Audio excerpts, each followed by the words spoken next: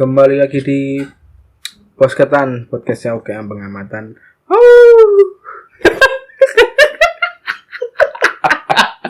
Lah kok lihat kono timbang sing asli. Ya, kembali lagi di Posketan, podcastnya Oke Pengamatan. Kali ini saya bersama dua dukun yang tidak pernah naik tingkat. Maksudnya satu dukun lagi yang nggak pernah naik tingkat, itu bernama Ivan Gunawan. Halo, selamat malam. Selamat malam. Ini Ya, selamat pagi, selamat kan sing dengerinnya nggak cuma. oh ya, selamat doang. pagi, siang, sore dan malam.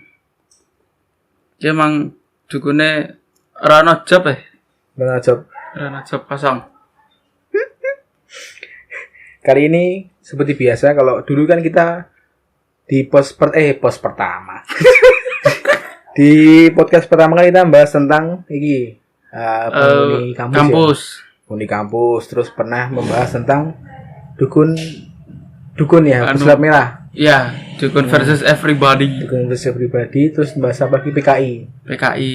Ya. Ivan dulu PKI. Wih, Nino. Maksudnya pekerja keras Indonesia. Oh iya. Selamat. Ya, kita mau bahas apa, Pan? Enak ya, Pan? Kalau yang dulu itu di kampus toh, namanya juga orang kuliah itu pasti juga ngekos. Jadi sekarang kita bahas yang di kos-kosan nih. Oh, iya. Orang kuliah pasti ngekos. Iya. Jadi di kos pasti ada hantu. Pasti ada. Enggak semua. Enggak semua. Tapi ini ada beberapa kisah horor penghuni kos. Kita ambil dari postingan kita sendiri. Iya. Di UKM Pengamatan di segmen di postingan Pojok Kampus tanggal 8 Februari 2023 dengan judul kisah horor penghuni kos. Yang pertama, ini dari siapa ini ya? Ini nggak disebut namanya ya. Asalku Cilacap Min. Aku nggak. Ini sorry. Bukan disclaimer ya. Himbauan. Bukan himbauan. Ngasih tahu. Oh iya. Kalau ini tuh ada orang yang cerita ke UKM Pengamatan, terus kita posting gitu. Dia mereka ini nyeritain tentang kejadian yang ada di kosnya masing-masing. Yang pertama, asalku Cilacap Min. Aku nggak punya kenalan sama sekali. Pertama kali di Jogja. Aku nyari kos sama bapak dan dapat di samping kampus. Kosnya 3 lantai dan bersih banget. Karena cocok ya udah milih tinggal di situ. Pas pertama kali di kos aku bingung kenapa kosnya sepi banget, gak ada motor yang berjejeran, cuma ada 3-4 motor. Berarti rasa sepi, Mbak. Padahal bapak kosnya bilang kalau cuma 2 kamar yang kosong. Oh, jadi kayak karena 3 lantai terus yang parkir cuma 4 motor. Mungkin tuh 4 motor isinya 4. Iki 3 lantai. Lidih nih. Terus singkatnya, aku pulang dari UKM Mersing, UKM Pengamatan. UKM Mersing jam 11 malam. Karena kamarku ada di lantai 2 dan tangga ada di pojok belakang semua. Nah, pas aku jalan di lorong lantai 1, aku di situ benar-benar lihat di setiap jendela kamar kos lain ada bayangan cewek rambut panjang dan itu sama semua. Aku baru sadar pas sampai tangga, aku langsung lari ke kamar. Terus jam 2 pagi aku dengar di samping kamarku ada suara orang ngaji.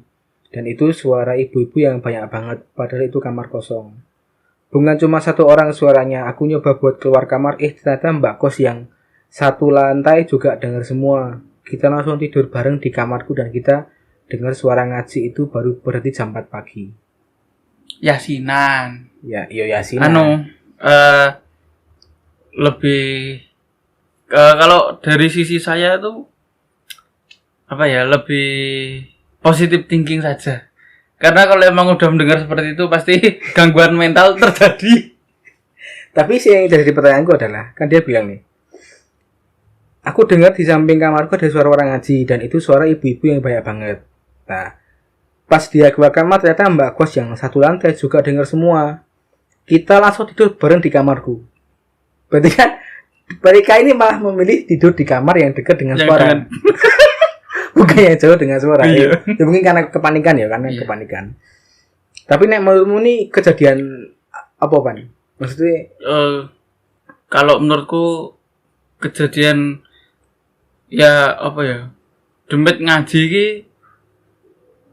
biasa sih, karena emang dari dulunya diciptakan itu setan emang lebih pintar dari manusia. Oh iya. Itu. Oh gitu. Saya pernah kejadian juga, tak wacane malah aku diklerokne sing apa bacaane kleru. Oh, baru pas ada ya nyembuhin orang kesurupan. Nah, terus malah demite ngomong bacaane kleru. Oh, Lah, yes. aku insecure karo demite.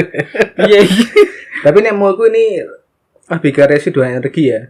Jadi kayak mungkin pernah ada suara-suara yang sering didengar sama goibnya ya dijadikan mereka diikuti mereka untuk mengganggu si mbak ini. Terus yang kedua nih, kenalin aku Alia, nama samaran. Aku sekarang tinggal di rumah yang dibeliin sama papaku.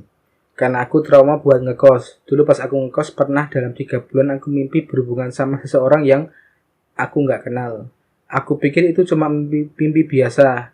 Nah di bulan ketiga pas aku bangun tiba-tiba ada cairan kental ada di kasurku. Tapi warnanya hijau agak gelap. Aku pikir itu ingus tapi aku nggak flu sama sekali. Nah aku nanya temanku yang bisa. Ini bisa tuh dalam artian bisa melihat ya. Katanya aku berhubungan sama genderuwo. Benerkah? Dan aku kalau tidur emang cuma pakai pedalaman aja. Itu ngaruh ya? Gimana Pak menurutmu? Ya apa ya? Sepengetahuan saya itu genderuwo emang gampang sakne. Ngas. Engas, oh iya engas. Itu makhluk yang paling engas. Apalagi kalau mbaknya cuma pakai itu aja ya. Jadi ya seperti manusia jauh wong wedok lek nggonoan ya kene seneng loh. Ah ngono kuwi. Ini dukun seks ya. Dukun cabul. Enggak jadi nah iki ya nek menurutku iki kayak iki. Jadi emang ada pernah kasus juga temanku juga pernah bermimpi yang sama. Itu juga mimpi yang berhubungan dengan makhluk asing yang dia nggak kenal dan itu memang si goibnya, mesti si genderuwo itu. Nah, nek cairan kental ini itu ya kalau bisa dibilang itu adalah spermanya si genderuwo. Karena pernah di kan aku kasih temanggung depan. Jadi dulu itu pernah ini tetanggaku itu ngontrak rumah terus ning kamar mandi, kuwi nemu tai genderuwo. Wujudnya Warna abu-abu. Tai ini warna abu-abu, tani manusia persis. Tapi warnanya abu-abu. Tapi aku lagi ngerti yang tai genderuwo lagi bajila. tapi untuknya di kamar mandi. Di kamar mandi, mosok ning ngarep omah cok kayak kucing. Itu makanya buat teman-teman cewek itu kalau bisa ya Tetap memakai baju. memakai baju ya. Ya bukan berarti ya selain untuk menghindari genderuwo, Iya. juga menghindari masuk angin. Ya, menghindari masuk angin bisa. Itu. Enggak sih, sesone. Tapi enak rasi ngono iki. Hah? Enak ra ngono iki. Ayo coba. Tak genderuwo nyok. Sudah yuk. Ada lagi. Ini satu kali lagi ya. 3 tahun yang lalu aku ngalamin kejadian aneh di kontrakan. Kita lagi ada 3 orang di kontrakan kita ngeluh lapar karena hujan gak bisa keluar. Jam 11 malam kita mutusin buat pesan makan lewat aplikasi. Belum juga pesen, tiba-tiba ada bapak Gojek ngetok pagar kontrakan. Mas, teman pesanan atas nama Zia. Si bapak bilang gitu. Di kontrak dia diisi masnya bilang, di kontrakan gak ada yang namanya Zia. Aku bilang ke bapaknya gak ada yang namanya Zia. Aku masih tahu mungkin itu yang pesan kos cewek karena sekeliling kontrakan banyak kos cewek. Setengah jam kemudian si bapaknya balik lagi ke kontrakan. Dia cerita kalau udah nyamperin semua kos cewek dan gak ada yang namanya Zia. Aku ngotot sama bapak Gojek yang gak ada. Aku ngotot sama bapak Gojek gak ada yang namanya Zia di sini. Terus aku bilang coba chat ke orangnya, rumahnya yang mana. Aku lihat benar-benar sih mbaknya Zia ini bilang ke bapak Gojek rumah pagar hijau. Bingung dong karena pagar hijau cuma di kontrakanku satu komplek. Yaudah karena aku kena skakmat kalimat Mbak Zia, aku bayar tuh makanannya. Pas aku buka bukusnya ada 3 nasi sama 3 minum. Pas banget sama orang yang dikontrakan. Ya mungkin kebetulan semata. Nah kalau ini ceritaku sebenarnya. Yang ditulis di kayak ceritaku dulu. Mbak Waktu Zia. kontrakan di Suran. Suran. Itu emang kejadian. Jadi ada bapak Gojek, terus kita mau pesen karena hujan nggak bisa apa ya. Map, bingung arep pesen orang dulu. Iya. Nah, akhirnya ya wis mau pesen tiba-tiba wis ono bapak Gojek kuwi dan terjadilah itu. Menurut saya kalau ini alhamdulillah. Lah kok Apa ya? Kita nggak perlu capek pesen bingung menu kalau misal pasti teman-teman semua pernah mengalami pesen apa ya? bingung udah lapar banget tapi scroll kok banyak banget ya makanan akhirnya malah nggak jadi. Akhirnya ini mungkin ceritanya ya emang dibantuin buat milihin makanan tuh. Bener bingung. Akhirnya alhamdulillah dapat. Ya walaupun tetap bayar sih. Tapi menurutmu logis nggak ketika seorang makhluk gaib itu memesan suatu aplikasi kan banyak tuh cerita tentang itu kan. Tentang apa beberapa makhluk sing pesan Gojek dan segala macam. Ini menurutmu bi?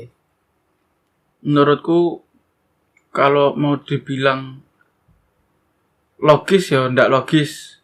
Kan banyak tuh yang ngobrol masih udah 2023 masih aja percaya kayak gitu. Nah, kayak gitu tapi emang kejadiannya banyak. Kayak pernah pesan makan tapi nganternya di itu titik antarnya di tengah-tengah Tambak Boyo. Apa? Oh. Kapan? Itu 2019. Jadi Bapak Gojek langsung kaget. Langsung. Soalnya lagi itu udah ngecek titik jemputnya. Jadi udah tinggal nganter kok tembusnya di situ. Tapi neo kapal. Aku gedek ya. Tapi emang pernah juga aku tuh koncoku dhewe malah. Jadi ini lucu iki. Jadi temanku dapat pesanan di Palagan. Di Palagan, Mbak pesan. Nah, waktu itu temanku berhenti di sebuah pertigaan. Iya. Karena dia tuh lihat pocong. di antara pertigaan sama rumah si mbaknya itu. Terus masa si koncoku ngomong, "Mbak sini aja." "Enggak Mas, Masnya yang sini aja." "Saya udah lihat Masnya kok." "Ya udah Mbak sini aja."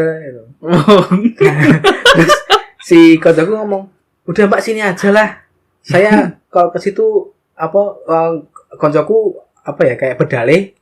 Ya udah Mbak mau orang deket jalannya sini aja Mbaknya." Gitu.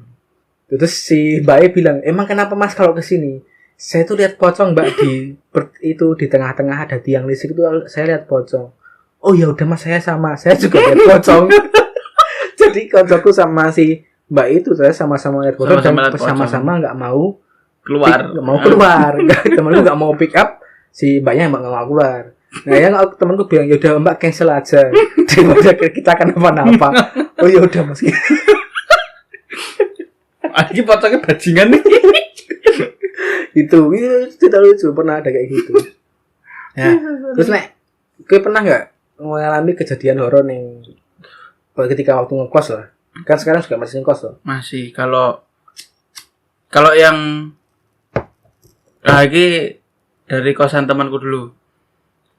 Ini yang punya ini mohon maaf sebelumnya anak-anaknya ini 3 anaknya ini apa lek ngarani ngono wae. Kekurangan. Iya. Keterbelakangan mental. Ya kayak gitu. Nah itu udah lama keterbelakangan mentalnya tuh udah lama. Terus waktu temanku ini udah mau semester akhir, semester 7-an, itu dia lihat itu baru ketahuan dia lihat ada kayak di bambu.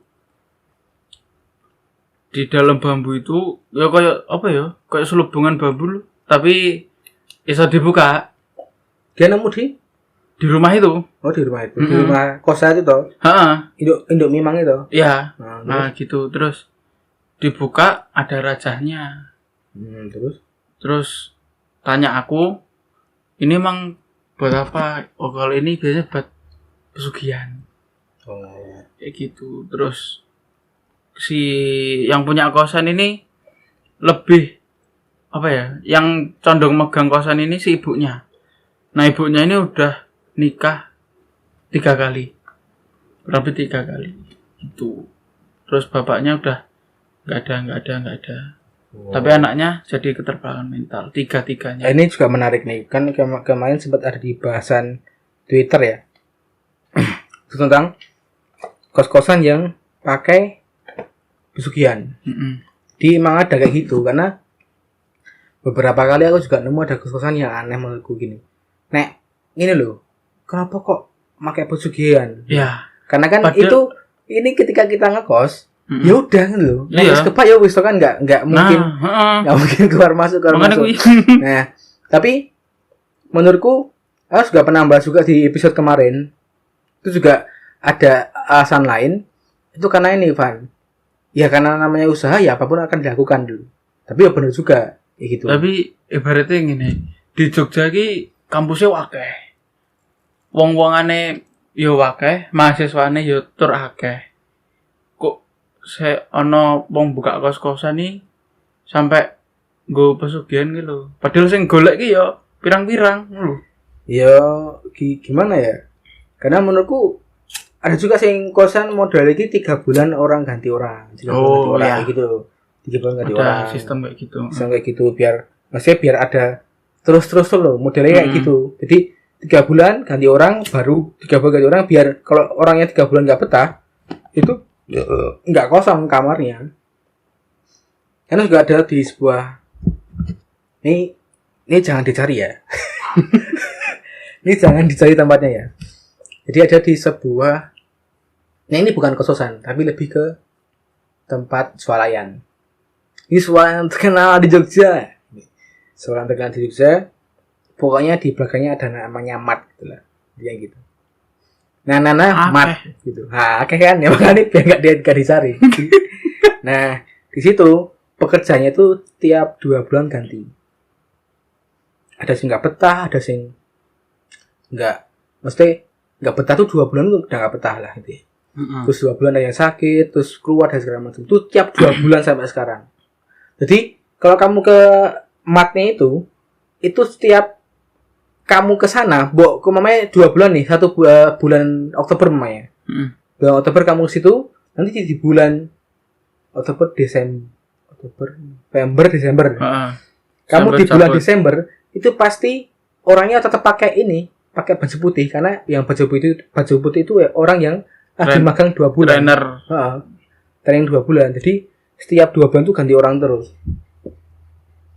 Dan nah, ini ada satu ciri juga nih di matnya ini. Kalau matnya ini ada salah satu di dekat balai kota Jogja. Itu kalau kamu masuk itu di pokoknya pintu masuk lurus naik itu ada sebuah pintu, tulisannya tuh gini. Yang semua dilarang masuk kecuali owner. Ya sudah itu. Oh, aku penasaran namanya. Ya itu tempatnya dia buat pesugihan nih. Oh, Itu karena saya pernah ngecek juga, dan kebetulan aku ketemu sama orang yang dulu tuh pernah sempet mau dibunuh atau digigit karena buka tempat itu. Berarti wis apa lek ngarani?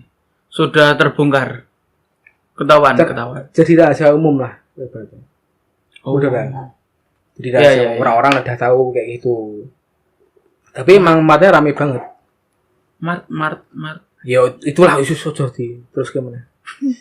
Oh ya, balik lagi ke iki mang bahas kontrakan sama kontrakan. Ya ki kan FBI. Oh iya. Terus ini yang tadi kan aku cerita yang temanku ya, ini yang saya alami sendiri.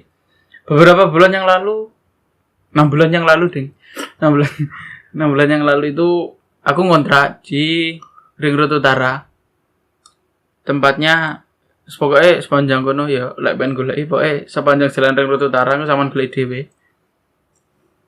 Itu awalnya kami tuh apa ya? Ya emang bareng-bareng mau di situ. Awal datang itu udah nggak enak sebenarnya.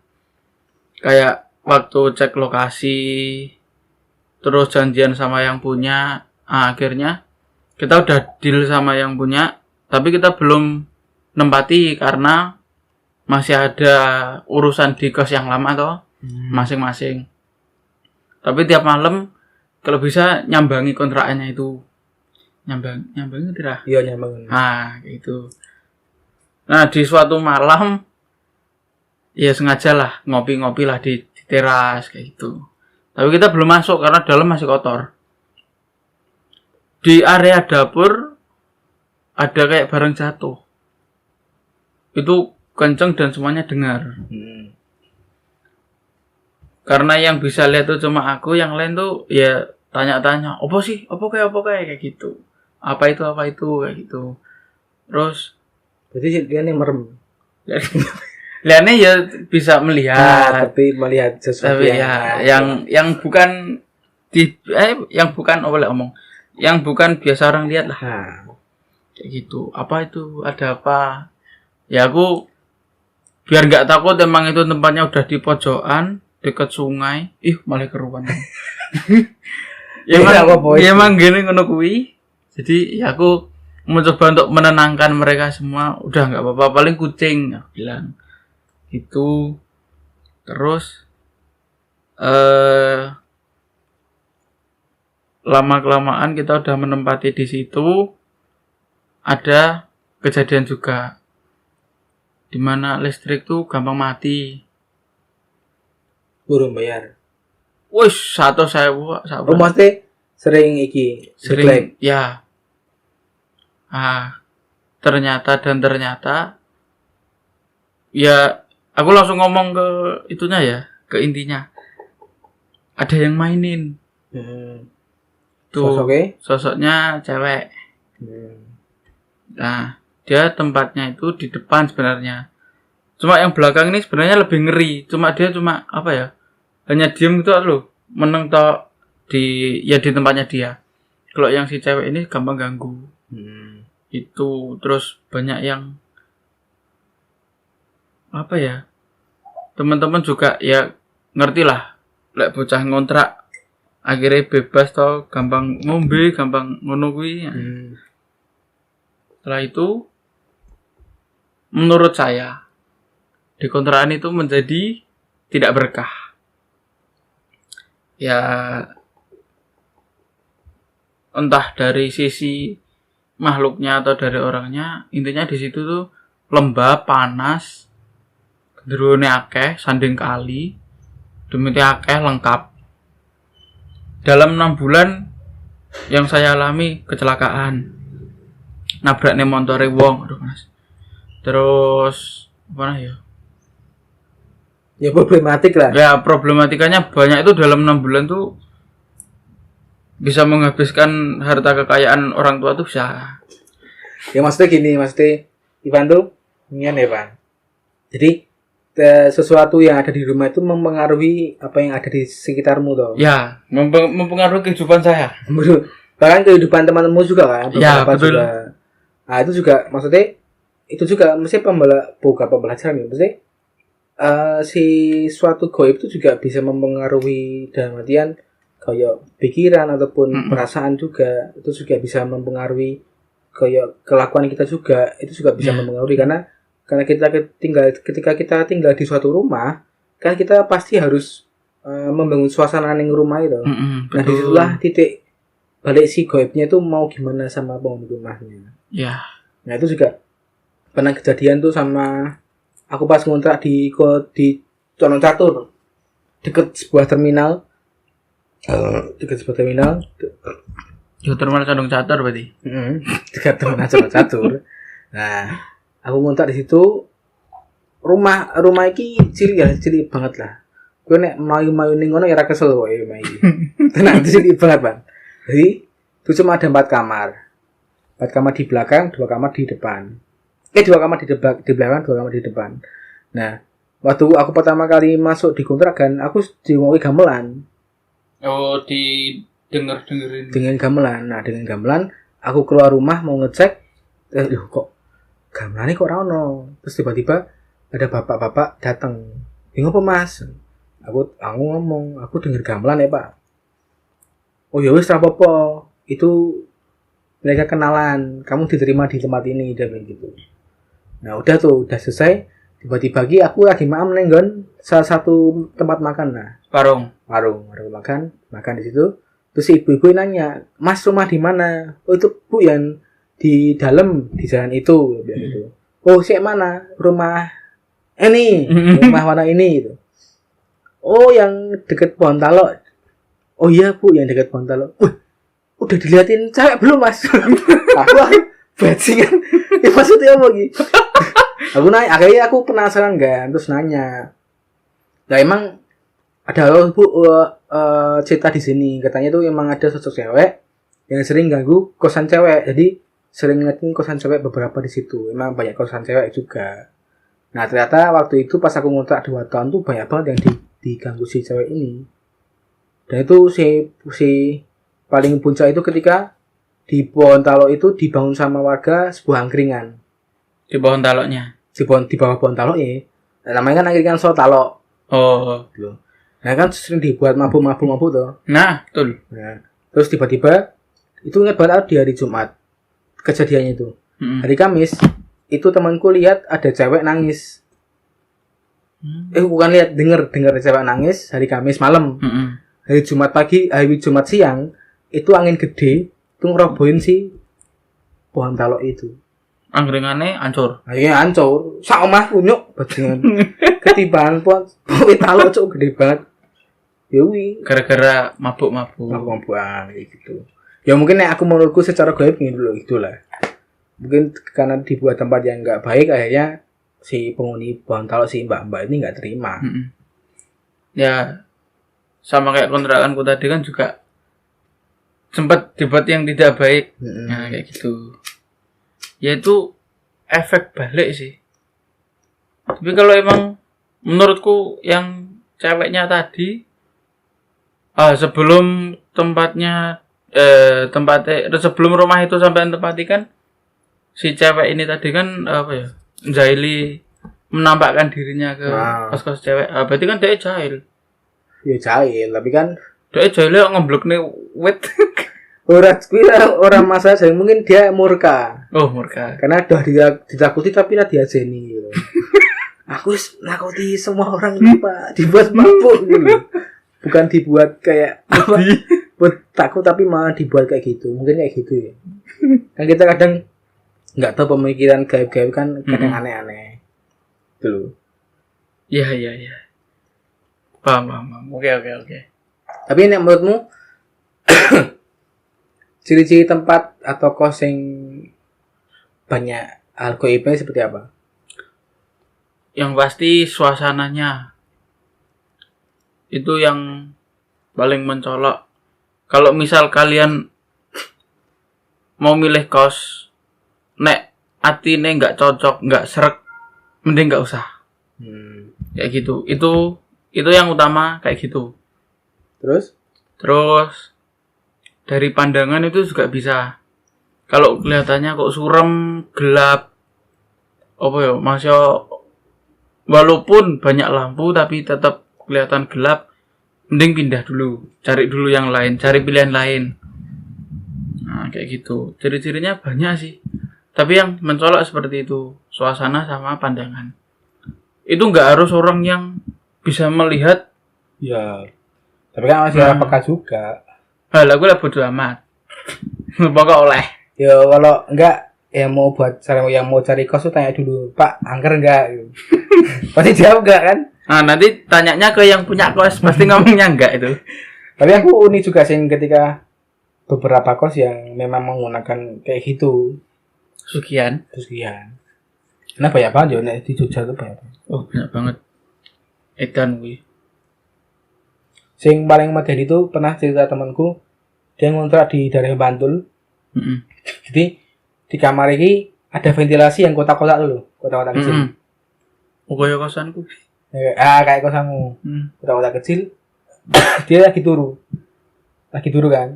Buat lagi tidur.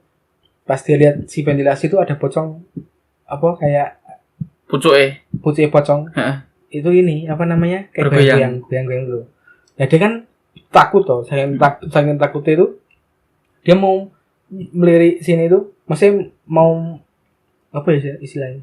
Mau membalikkan badan ini sampai nggak kuat.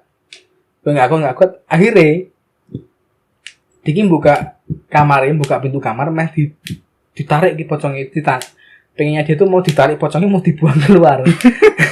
Jadi bilang kayak gitu. Nah pas dibuka kamar pintu kamar jebret. Ternyata si pocong itu jadi terbang kayak Superman di atas kamar. Oh langsung pingsan paginya baru dibangun sama temennya.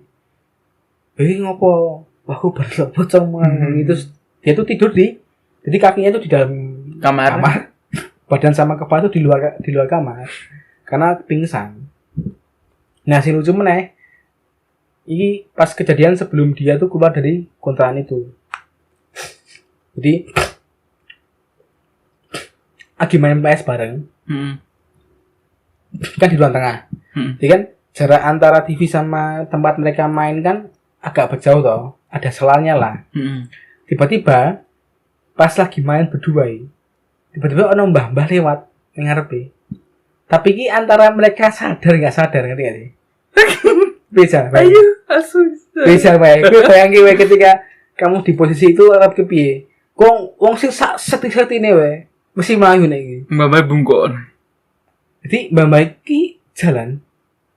Terus temanku masih main PS. Dengan santainya paling mau ngene-ngene dah. Iya paling ngene cuma noleh-noleh untuk ngiling-ngiling ya gitu lah TV-nya itu loh. Tapi ketika mereka sadar, wih, kok mbah-mbah langsung dibuang stick PS mereka keluar rumah. Itu langsung pindah. Edian. Itu ada di kotaan di Mantul. Terus sebelum ada cerita itu sebelum aku ngontrak itu juga ada di kosku yang lama. Aku nggak tahu itu asal muasal dan sebabnya apa. Yang pertama sulit tidur kayak gitu. Sulit tidur, mimpi sebenarnya ya emang mimpinya agak buruk sih, tapi aku udah lupa karena udah lama. Yang paling tak ingat aku bangun jam 12:30. Di depanku ada kayak gendruwo.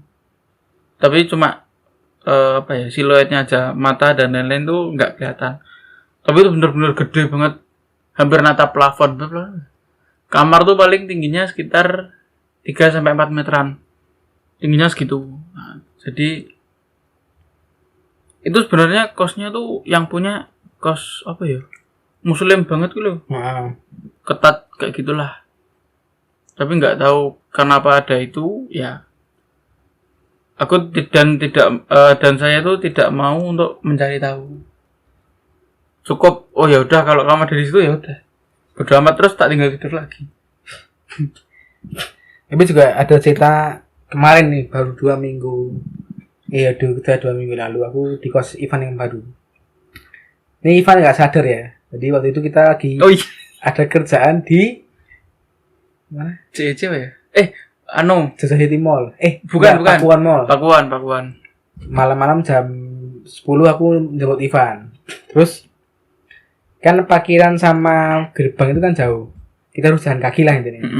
Jalan kaki, aku jemput Ivan di kamar, terus aku lagi di motor, Ivan lagi nuntun motor karena motornya kan belombongan kayak wong Madura lah. Samblong. Ya, dia nuntun motor. Terus aku dengar dia itu ngomong sama seseorang di pintu bapak kosnya. Intinya tuh bilang gini, monggo pak gitu, apa monggo bu, aku lupa.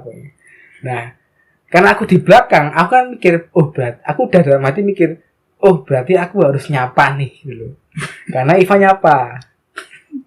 Aku jalan, aku lihat tuh pintu bapak kosnya, pintu rumah bapak kosnya. Anjing, kok nggak ada orang anjing. Terus aku bingung, ini Ivan tuh ngomong sama siapa tuh? Aku pada itu cuma diam aja. Terus lagi di jalan aku ngomong sama Ivan, Pan, kamu tadi ngomong sama siapa? Sama ibu-ibu tuh. Ibu-ibu pakai baju putih pendek. Itu pendek terus pakai jilbab hitam.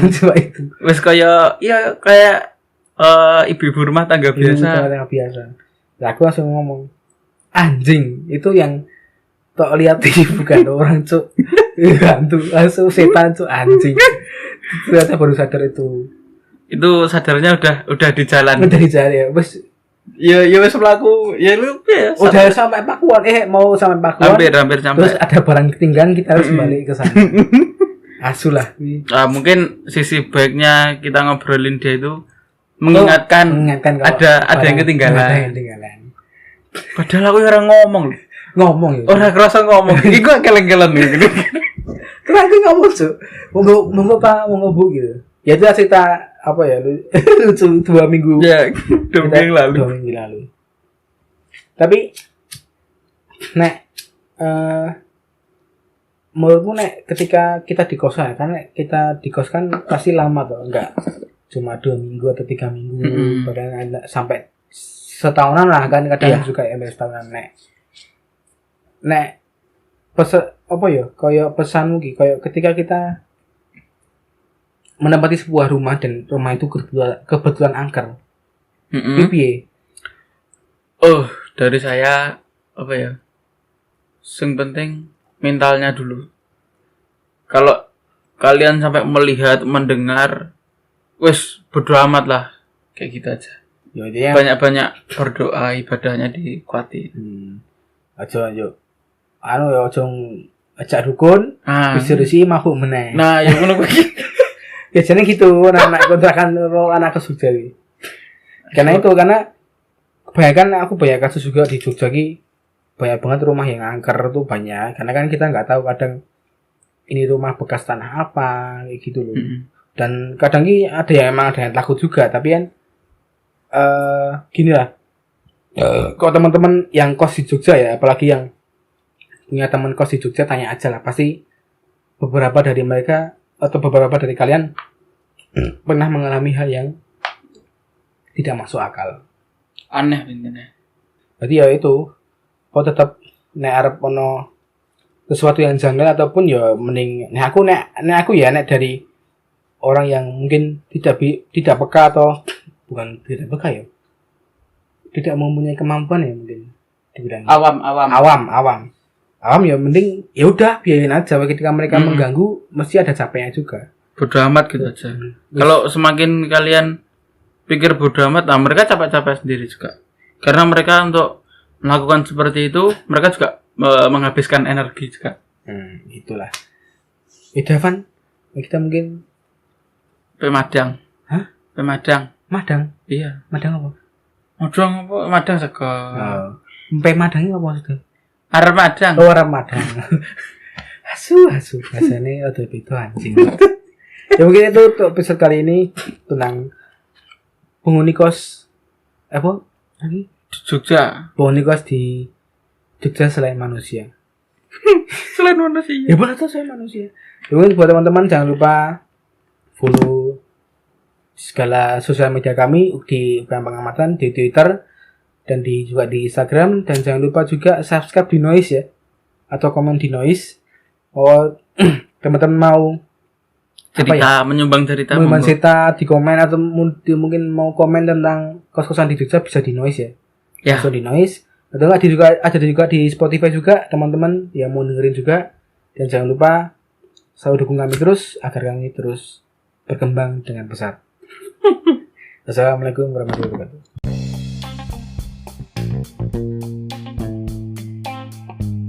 Terima kasih buat kalian semua sudah mendengarkan Posketan ini. Jangan lupa klik tombol follow dan hidupkan lonceng agar kalian tidak tertinggal podcast dari kami.